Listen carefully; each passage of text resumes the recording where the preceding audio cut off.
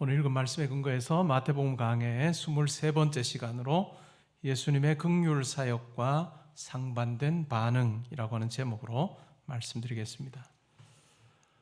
어제 온가족 새벽 기도회 마치고 오랜만에 양재천에 나가서 걸었습니다.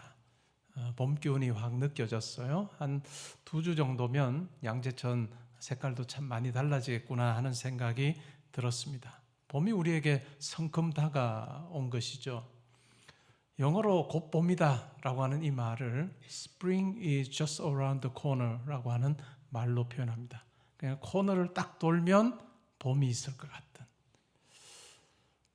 우리에게 기대와 소망이라고 하는 건 참 중요하죠. 저는 100주년을 준비하면서 많은 행사를 하는 것보다는 우리가 건축할 때도 똑같이 했던 것처럼 우리 마음의 성전을 잘 짓는 것이 제일 중요합니다 라고 그렇게 우리가 2년 반 동안 제가 그 말씀을 드렸습니다. 그냥 예배당 건축이야 맡은 분들이 알아서 할 거고 우리는 마음의 성전을 잘 지어 하나님께 기뻐하시는 그런 어떤 처소가 되게 하는 것, 그것이 제일 중요합니다. 귀에 못이 박히도록 제가 그렇게 드렸던 말씀입니다. 100주년을 기념하면서도 마찬가지입니다. 많은 행사로 들뜨거나 또 여러 가지 분주한 것으로 인해 피곤하고 하는 것보다 중요한 것은 내 속에 소망이 있느냐, 내 속에 설렘이 있느냐, 내 속에 기대가 있느냐 하는 부분을 점검하면서 내 마음에, 내 영혼에 이 소망의 항아리에, 설렘의 항아리에 물을 조금씩 채워가는. 그래서 하나님께서 우리 교회 통해서 일하시겠구나, 하나님께서 나를 통해서 일하시겠구나, 하나님께서 내 가정을 통해서 정말 아름다운 믿음의 가문 이루시겠구나 라고 하는 그 소망이, 설렘이 우리 가운데 조금씩 더 커져가는 것, 그것이 더 중요한 것 같아요. 100주년을 보내고 모퉁이를 딱 돌았을 때 하나님께서 예비하신 놀라운 은총을 우리가 영의 눈으로 바라보는 것, 그것이 참 중요하다라고 하는 생각이 듭니다. 오늘 말씀해 보면 소망 가질 수 없는 자리에 있었던 두 사람이 등장합니다. 두 시각장애인이 등장하죠. 어떻게 이 두 사람이 앞을 보지 못하게 되었는지에 대해서는 소개하고 있지 않습니다. 나면서부터 그랬는지, 아니면 사고로 그랬는지, 아니면 병이나 감염으로 그렇게 됐는지는 더 이상 자세하게 이야기하지 않습니다. 그 당시 생각해 보면 어떨까요? 눈을 보호할 수 있는 장치들이 거의 없었습니다. 오늘날은 선글라스를 끼기도 하고 눈을 보호하는데 눈에 좋은 약도 먹고 그렇게 하지만은 그 당시만 해도 그런 일이 쉽지 않았습니다. 더운 여름에 강렬한 햇빛에 노출이 되고 흙과 먼지 그리고 감염시키는 많은 파리라든지 이런 해충들이 참 많았던 시대입니다. 어떤 이유에서든지 이 두 사람이 앞을 볼 수 없는 그런 상태에 있습니다. 그리고 의사도 고칠 수 없는 어떤 절망의 자리에 있습니다. 요한복음 9장에 보면 실로암에 가서 얼굴을 씻어서 나음받은, 보게 된 사람 이야기가 나오죠. 이 앞을 보지 못하는 사람을 보면서 제자들이 요한복음 9장에 보면 예수님께 묻습니다. 이 사람이 앞을 보지 못하는 것이 누구 죄 때문입니까? 부모의 죄 때문입니까? 아니면 자기 죄 때문입니까? 이렇게 물어요. 그래서 예수님께서 뭐라고 이야기합니까? 부모의 죄도 아니고 자기 죄도 아니고 하나님께서 이 사람을 보지 못하게 하신 그 뜻은 바로 하나님의 영광을 드러내기 위함이다 라고 그렇게 말씀하시고 고쳐주십니다. 요한복음 9장을 통해서 우리가 생각해 볼 수 있는 게 뭘까요? 앞을 보지 못하는 시각장애인들을 향한 그 당시 유대인들의 생각입니다. 앞을 보지 못하는 사람은 하나님의 심판과 저주 아래 있는 사람이다 라고 하는 생각이 지배적이었다라고 하는 것을 우리가 알 수 있는 거죠. 이 두 사람의 삶이 어땠을까요? 두 사람을 보면서 격려하거나 소망을 주는 사람들보다는 저주하거나 비판하는 사람들이 훨씬 더 많았습니다. 그들의 눈 상태가 어땠을까요? 아마 눈 주위 피부가 붉고 또 부어 있었을 수도 있습니다. 눈은 창백하고 퀭했을 수도 있고요. 눈알은 이상하게 튀어나와 있을 수도 있습니다. 가렵고 아픈데 도무지 어떻게 할 방법이 없습니다. 이 두 사람은 가난하게 살고 있고요. 또 일을 할 수가 없습니다. 오늘날은 어떨까요? 시각장애인들을 위해서 표지판도 만들고 안내견도 두고 또 읽을 수 없기 때문에 눈으로 볼 수 없기 때문에 오디오북이나 아니면 점자책을 만들어서 그들도 읽을 수 있도록 그렇게 많은 노력을 합니다. 오늘날은 라디오나 텔레비전을 통해서도 세상 돌아가는 이야기를 들을 수 있습니다. 그러나 그 당시는 어땠을까요?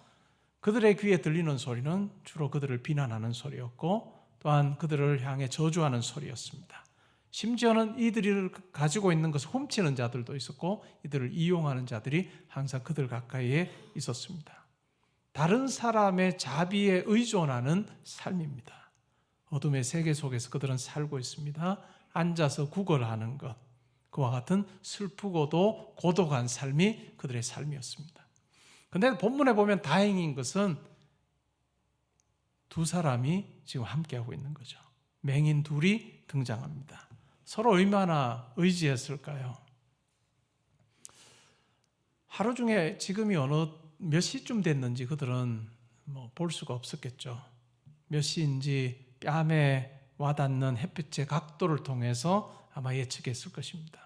방향 또한 예측하기 어려웠는데 생선 냄새가 풍기는 그곳을 보면 느끼면서 이쪽이 갈릴리 쪽이겠구나 라고 하는 생각을 했을 것입니다. 바다새의 울음소리를 들으며 그들은 그냥 막연히 이쪽이겠구나 하는 생각을 하며 사는 도무지 확실하지 않은 삶, 소망을 가지기 힘든 삶이 바로 그들의 삶이었습니다. 시장에서 사람들이 떠드는 소리를 듣는 것이 일상이었던 삶입니다. 그런데 놀라운 말을 듣습니다. 어떤 말을 들을까요? 나사렛 예수에 대한 말을 들었습니다. 이 나사렛 예수가 하는 가르침은 놀라울 뿐만 아니라 그가 하는 일은 이제까지도 이와 같은 일을 행하는 사람이 없을 정도로 참 기이한 일이다라고 하는 말을 듣습니다. 문둥병자가 나았고 백부장의 종이 고침을 받았고 또한 중풍병자가 일어나서 걸어갈 수 있었고 또한 베드로의 장모가 열병에서 나았고 심지어는 바다 위에 배를 타고 가는 중에 정말로 다 배를 삼켜버릴 만한 큰 풍랑이 와한 바람이 일어날 때 이 예수가 바람과 바다를 향해서 꾸짖을 때 바다가 잔잔해졌다는 이야기도 듣습니다. 가다라 지방이라고 하는 곳에 가서는 사람들이 제어할 수 없는 두 명의 귀신 들린 자를 온전하게 한 같은 일도 행했다. 그리고 회당장 야이로의 12살 난 딸 병들어 죽었는데 그 딸을 살리신 그 같은 소식도 들었습니다. 12해 동안 혈루증을 앓아서 도무지 소망이 없는 한 여인, 그 여인이 예수의 옷자락을 만졌을 때 이 여인이 나았다라고 하는 이야기도 들었습니다. 이와 같은 이야기를 들을 때마다 그냥 가십거리로 시장에서 그냥 흔하게 들리는 그와 같은 소문으로 듣지 아니하고 이 이야기를 들을 때마다 이 두 시각장애인의 마음속에는 믿음이 나사렛 예수를 향한 믿음이 차곡차곡 쌓이는 도무지 소망이라고 하는 항아리에 물 하나 없던 그들의 삶이었지만 이와 같은 이야기를 들을 때마다 이 소망의 물이 그들의 항아리에 조금씩 차는 그런 경험을 했습니다. 그러면서 이 나사렛 예수에 대한 믿음을 이 두 사람은 가지게 됐던 것 같습니다. 이사야서 35장 1절부터 6절 말씀이 그들에게 떠올랐을 수도 있습니다. 어떤 내용일까요? 우리 같이 한번 읽어보면 좋겠습니다. 시작. 광야와 메마른 땅이 기뻐하며 사막이 백합화 같이 피워 즐거워하며 무성하게 피어 기쁜 노래로 즐거워하며 레바논의 영광과 갈멜과 샤론의 아름다움을 얻을 것이라. 그것들이 여호와의 영광 곧 우리 하나님의 아름다움을 보리로다. 너희는 약한 손을 강하게 하며 떨리는 무릎을 굳게 하며 겁내는 자들에게 이르기를 굳세어라 두려워하지 말라. 보라 너희 하나님이 오사 보복하시며 갚아주실 것이라. 하나님이 오사 너희를 구하시리라 하라. 그때에 맹인의 눈이 밝을 것이며 못 듣는 사람의 귀가 열릴 것이며 그때에 저는 자는 사슴같이 뛸 것이며 말 못하는 자의 혀는 노래하리니 이는 광야에서 물이 솟겠고 사막에서 시내가 흐를 것임이라. 메시아의 시대가 도래하면 회복의 역사가 일어날 텐데 그 중에 보면 맹인의 눈이 밝을 것이고 못 듣는 자의 귀가 열릴 것이고 저는 자가 사슴같이 뛸 것이다. 말 못하는 자가 노래하는 놀라운 회복의 역사가 있을 것이다 라고 하는 메시아 사역에 대한 묘사 중에 보면 뭐가 나옵니까? 맹인의 눈이 밝을 것이며, 이와 같은 많은 이야기들을 들으면서 이분이 메시아일 것이다. 그리고 이분이 메시아라면 앞을 보지 못하는 우리 또한 보게 하실 것이다 라고 하는 확신이 그들 가운데 조금씩 더 생겨났던 것 같습니다. 어느 날 나사렛 예수가 지나간다라고 하는 이야기를 듣습니다. 가버나움의 길거리에 앉아있던 이 두 사람, 지나가는 사람에게 부탁하여서 우리도 나사렛 예수에게 좀 데려다 달라라고 그렇게 이야기했을 것입니다. 근데 이미 늦었습니다. 이미 예수는 지나간 것 같아요. 군중들이 많이 그를 따르고 있습니다. 두 맹인은 외쳤습니다. 다윗의 자손이여 우리를 불쌍히 여기소서. 여기서 말하는 다윗의 자손은 바로 메시아 호칭이라 할 수 있습니다.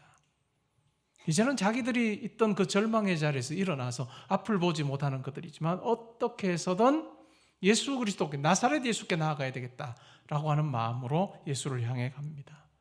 길을 걷다가 굴러 넘어지기도 했을 것이고 벽에 부딪히기도 했을 것입니다. 사람들에게 부딪히면 하나님의 심판과 저주를 받는 자라고 여겼던 그들을 보면서 때로는 욕설을 하기도 했을 것입니다.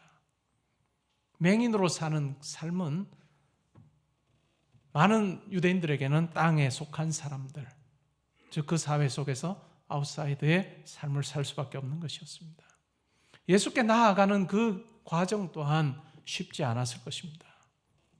결국 그들은 예수님께서 계신 집으로 들어갑니다. 이들이 어떻게 자기들이 앉았던 그 절망의 자리에서 예수님께 나아갈 수 있었을까요? 많은 어려움이 있었지만 어떻게 예수님 앞에 그들이 나설 수 있었을까요? 그것은 바로 이들에게는 다음은 없었기 때문입니다. 이번이 마지막 기회라고 생각한 것입니다. 길가에 앉아서 예수님께서 오신다는 이야기를 들었을 때 그들이 이미 그 자리에 일어났을 때 이미 예수님께서는 지나가셨는데 다음번에 예수님 오실 때 내가 만나야 되겠다라고 하지 아니하고 그 자리에서 일어나서 다음은 없어, 이번이 마지막 기회라고 생각하고 예수를 따라서 많은 어려움을 이겨내면서 나아갔던 이 믿음의 발걸음을 우리는 기억해 볼 필요가 있습니다. 창세기 32장 26절에 보면 야복 강가에서 족장 야곱이 씨름하는 자에게 이렇게 이야기합니다. 당신이 내게 축복하지 아니하면 가게 하지 아니하겠나이다. 우리가 하늘 백성으로, 천국 백성으로 사는 삶에서도 때로는 우리가 하나님 앞에서 이와 같은 설렘과 절실함, 이것이 우리의 삶에서 사라질 때 하나님께서 우리 삶에 이루실 많은 일들을 우리는 누리며 살지 못할 가능성이 큽니다. 다음번에 하지.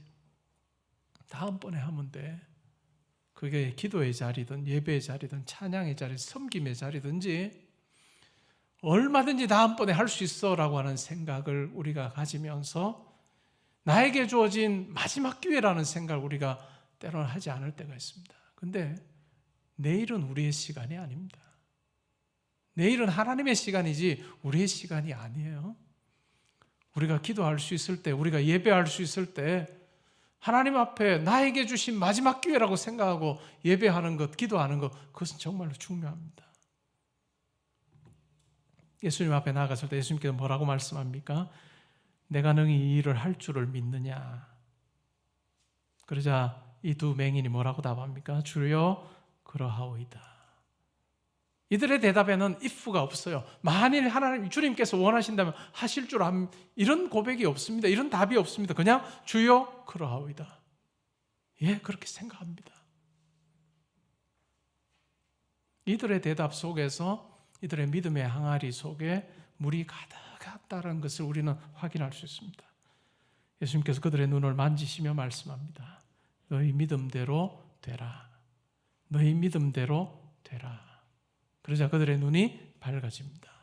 이들은 엄히 경고하시죠. 다른 사람들에게 말하지 말라라고 이야기합니다. 근데 이들은 그들이 가서 예수의 소문을 온 땅에 퍼뜨립니다. 이것이 은혜 입은 자의 모습입니다.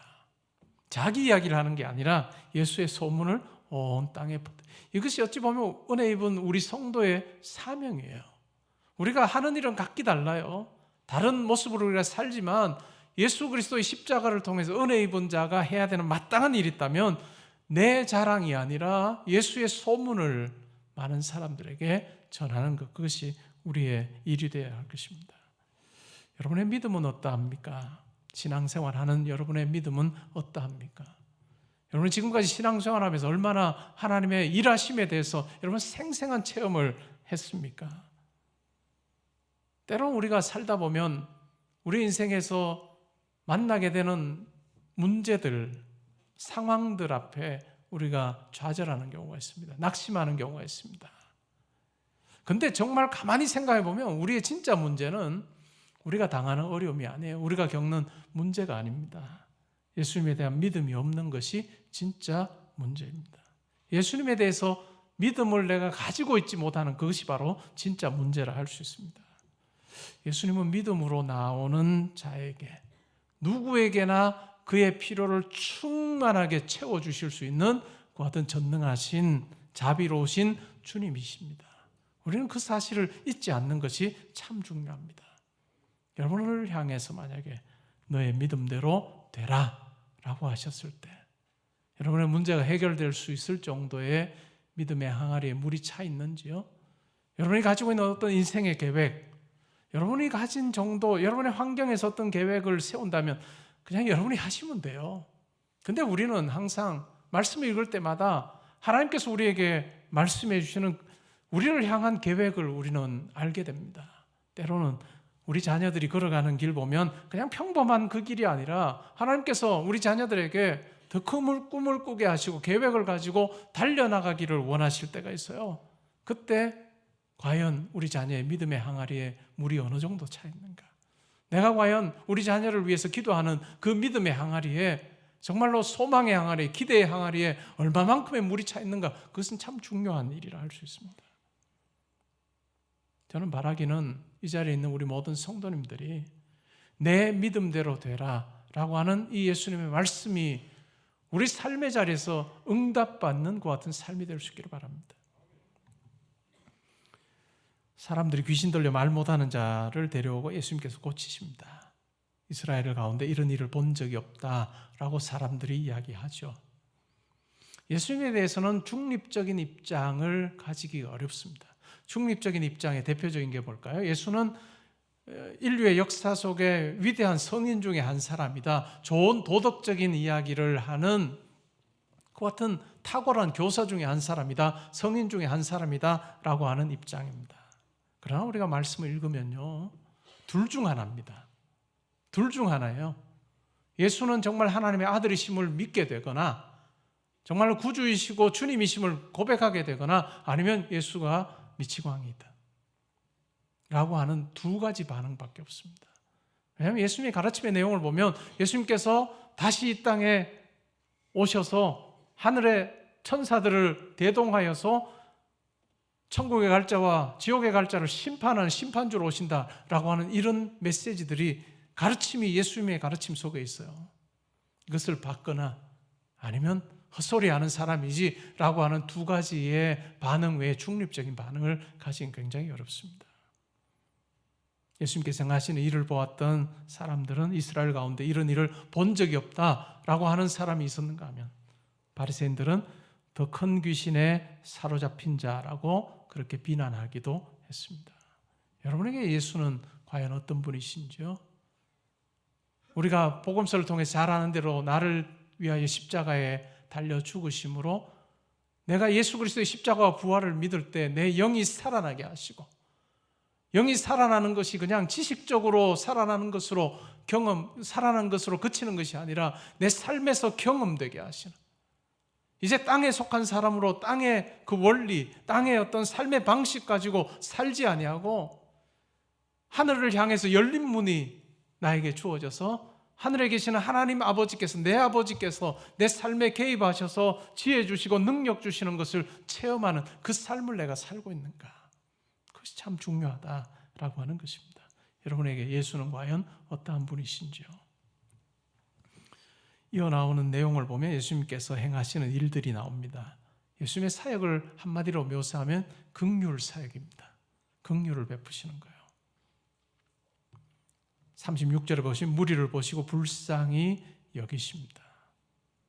그리고 목자 없는 양과 같이 고생하고 기진하는 그들을 보면서 긍휼을 베푸십니다. 그래서 어떤 일을 하십니까? 모든 도시와 마을에 다니십니다. 그리고 회당에서 가르치시고 복음을 전파하시고 모든 병과 모든 약한 것을 고치는 일을 행하십니다. 우리가 이 예수님의 사역을 보면 한마디로 이렇게 요약할 수 있습니다. 그냥 이 땅에 하나님의 통치가 이루어지도록 하는 삶입니다. 이 땅에 죄 가운데 사는 사람들, 아프고 힘들고 공고함 가운데 살고 있습니다. 목자를 잃은 양처럼 어디로 가야 할지 모르는 이들을 보면서 불쌍히 여기시고 하늘에 속한 신령한 것으로 이들을 회복시키시는 그와 같은 일들을 행하십니다. 그것이 바로 우리 성도에게도 부여된 삶이라 할 수 있습니다. 사명이라 할 수 있습니다. 그냥 이 세상에 시간이 흘러서 나이가 들어 늙음으로 이 세상의 마지막 호흡함으로 끝나는 그냥 자연적인 삶이 아니라 우리의 시간 속에 하나님의 뜻이라고 하는 영원이라고 하는 것이 우리의 삶에 침투하는 경험을 하는, 우리의 인생에 우리의 시간 속에 영원히 교차하는 그 경험 속에서 하나님의 뜻이 무엇인지를 우리가 경험하고 또한 그 뜻 앞에 순종하며 달려갈 때 하나님께서 지혜 주시고 능력 주시는 그 체험을 하면서 내 삶의 이야기로 끝나는 것이 아니라 내 삶에 함께 하신 하나님을 드러내고 하나님 이야기를 하는 삶, 그 삶으로 우리가 부름받았다라고 하는 것을 우리가 기억하는 것은 참 중요합니다. 2000년 가을에 미국의 미시간주의 갈보리 채플이라고 하는 그 대형 교회를 섬겼던 에드 답슨이라고 하는 목사님이 있습니다. 그가 루게릭병 진단을 받습니다. 의사들이 말해요. 2년에서 5년 정도 아마 살 거다라고 하는 예측을 합니다. 이 루게릭병 진단을 받고 나서 에드 답슨 목사님이 친구들을 초청합니다. 그리고 자기를 위해서 기도해 달라고 해요. 특별히 신유 은사가 있는 친구 목사님을 초대해서 기도를 받습니다. 그리고 그날 밤에 대해서 이 에드 답슨 목사님이 이렇게 적고 있습니다. 내 생에 가장 놀랍고 감격스러운 밤 중에 하나였다. 그는 그가 기도하여 기적적으로 나은 사람들의 이야기를 들려주었다. 또한 그는 기도했으나 낫지 않고 세상을 떠난 사람들 이야기도 들려줬다. 그는 기도하기 전에 영적 조언을 하나 해주었다. 그 내용을 이렇게 적어요. 친구여, 낫는 것에 너무 집착하지 말아야 한다. 만약 낫는 것에 집착한다면 초점을 잃어버리게 될 거야. 너를 위해, 오히려 너를 위해 하실 일을 잘 하시는 하나님의 기이하심과 사랑에 흠뻑 빠져야 한다. 이것은 내가 받은 가장 귀한 조언이었고 그날 이후로 나는 하나님의 경이로움에 빠져 그 안에 머물려고 노력했다. 이 조언을 우리가 한번 생각해 볼까요? 루게릭병 이제 2년에서 5년밖에 살 수 없어? 라고 하는 그 상황에서 친구를 불러서 나를 위해 기도해줘 라고 했을 때 그 친구가 한 조언이에요. 병이 낫는 것에 집착하지 말고 그렇게 되면 초점을 잃어버리니 오히려 너의 기도를 들으시고 풍성하게 채워주시는 그 하나님의 기이하심과 그 하나님의 사랑에 흠뻑 빠지는 것, 그것이 중요해 라고 하는 조언을 들었습니다. 이것은 우리 생활에도, 신앙생활에도 참 중요한 것 같아요. 우리가 가진 어떤 계획이 있어요. 여러분 자녀들이 걸어가는 길에 계획이 있습니다. 근데 그의 힘으로, 그녀의 힘으로는 감당할 수 없는 그런 계획일 수도 있어요. 그때 우리가 기도합니다. 옆에서 부모로서 기도합니다.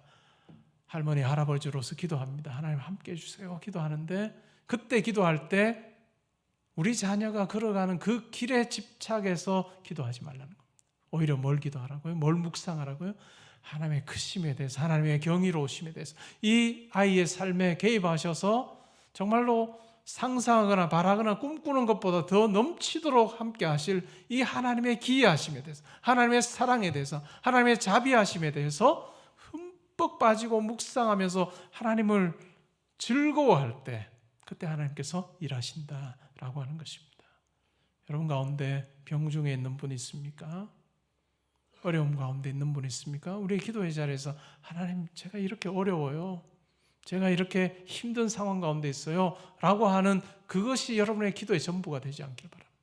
오히려 이 어려움을 알고 계시는 하나님께서 이 어려움마저도 다 넘치도록 정말로 함께 하셔서 이 어려움 하나님의 방식으로 해결하실 그 아버지이심을 여러분들이 묵상할 때, 문제에 집착하거나 계획에 집착하면 우리의 믿음의 항아리는 오히려 점점 더 비는데, 하나님께 우리가 몰두하게 될 때 우리의 믿음의 항아리가 점점 더 커지는 경험을 하게 될 것입니다. 우리가 말씀을 읽는 이유도 그것 아닐까요? 여호수아서를 우리가 이제 다 끝냈는데 그냥 지식적으로 어느 민족을, 어느 성을 함락했더라 이게 아니라 우리가 그 이야기를 읽어가는 중에 우리의 믿음의 항아리에 조금씩 더 하나님의 크심에 대한 인정을 통해서 믿음의 항아리에 물이 조금씩 더 채워지는 것을 통해서 이렇게 일하신 하나님께서 내 삶에도 함께 하신다. 이렇게 함께 하신 하나님께서 우리 자녀의 삶에도 함께 하시고 내 문제도 함께 하시고 내 계획에도 함께 하셔서 가장 선한 길로, 한치 앞을 내다볼 수 없는 연약한 내 방식대로 일하지 않으시고 온 우주 만물을 창조하시고 주관하시는, 나와는 도무지 비교할 수 없는 그 경우의 수를 가지고 나에게 찾아오셔서 개입하시는 그 하나님을 바라보게 하시는 같은 놀라운 변화가 우리 가운데 일어날 것입니다. 말씀을 맺습니다. 여러분의 삶의 자리에, 절망의 자리에, 낙심의 자리에서 믿음의 항아리, 기대의 항아리, 소망의 항아리, 설렘의 항아리가 텅텅 비어있는 분들 계십니까? 그렇다면 오늘 두 시각장애인처럼 예수님에 대한 이야기를 읽으며 오늘 이 말씀을 들으면서 여러분의 믿음의 항아리에 물이 조금씩 더 차고 하나님께서, 예수님께서, 성령님께서 개입하시면 내 인생 하나님 보시기에 더 아름다운 것이 되리라 확신하며 그 자리에서 일어나서 예수 그리스도께로 나아가는 모든 성도님들 되시기를 주님의 이름으로 축복합니다.